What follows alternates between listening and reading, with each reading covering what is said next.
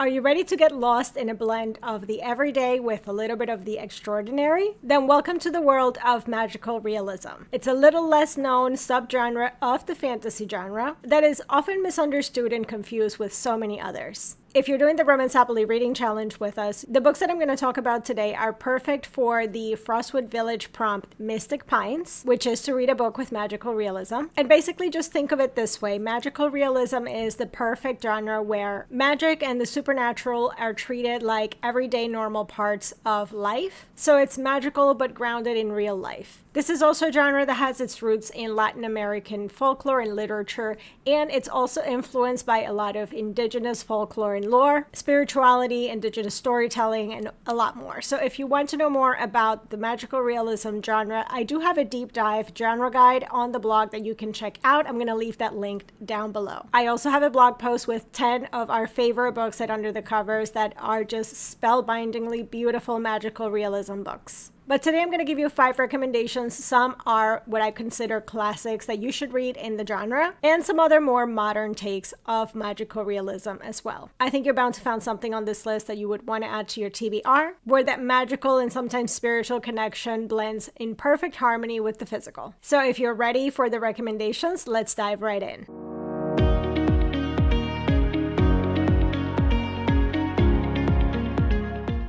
Okay, so I'm actually bringing a mix of older magical realism and some newer, kind of little bit women's fiction-y as well. And the reason why I wanted to bring some of what I consider staples and classics, number one, because I think that it's fun to read kind of foundational books in a genre. And I think that these two that I'm going to mention are that, but also because they have adaptations that you can watch.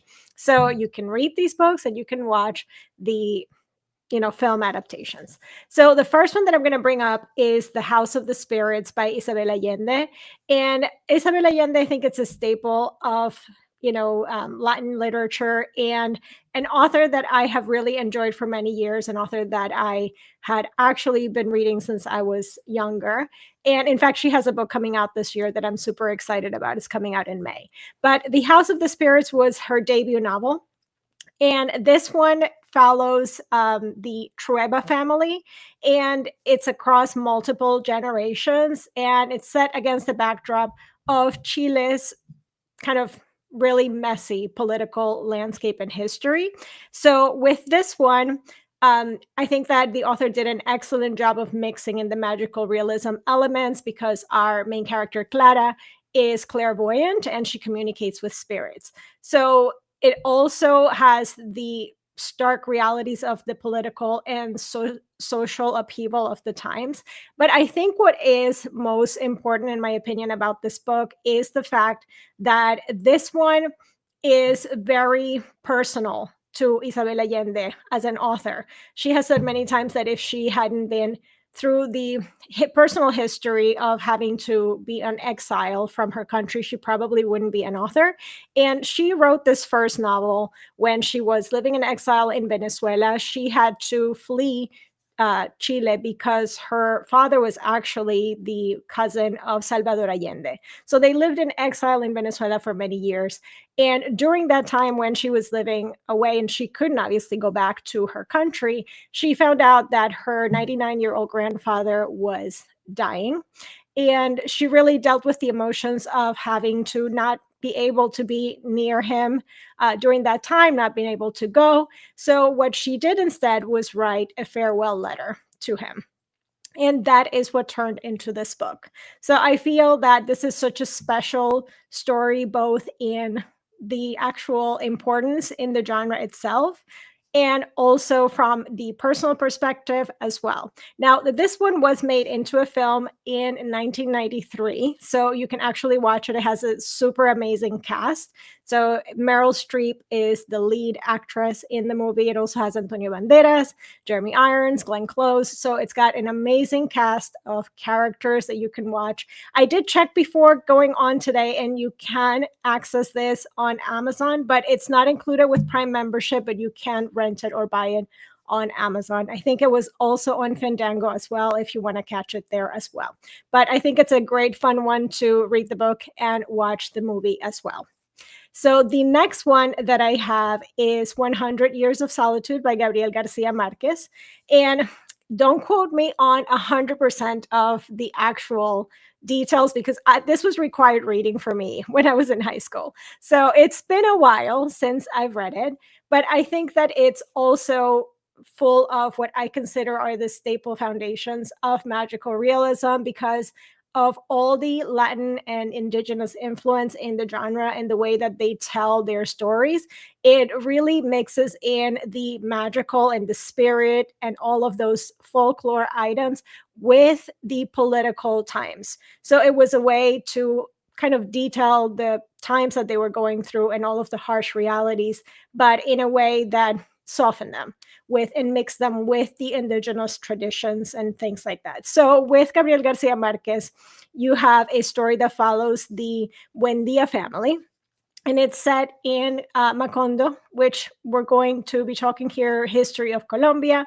So the founder of the town is actually a member of this family, and it really deals with, first of all, it spans a whole century, as the title would suggest, and the time is really of colonialism and the town evolving and seeing foreigners come in. It also deals with some foreign companies coming in, like the banana plantation companies, and coming in, and it references a lot of historical events that happen as well, like the 1928 banana massacre, which is basically after these companies come in and killing workers and things like that. So there's a lot of history and political events that it is reflecting real history and real events, but narrating that from this family history, basically. And you're also going to see things like civil wars and all of that kind of stuff as well in this one. So it reflects Colombian history, Latin American history, and it is what I would consider one of the pillars of magical realism that we can see today.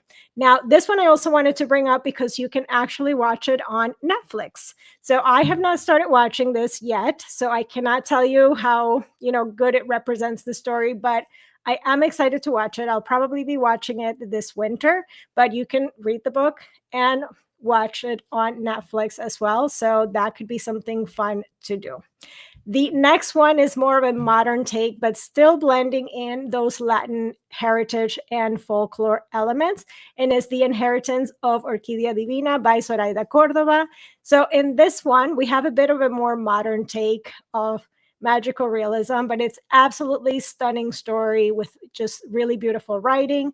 And the story follows also another family, it's the Montoya family, and they've always had magic in their life. So there's things, for example, like their pantry is always full of food, which, I mean, who wouldn't love that?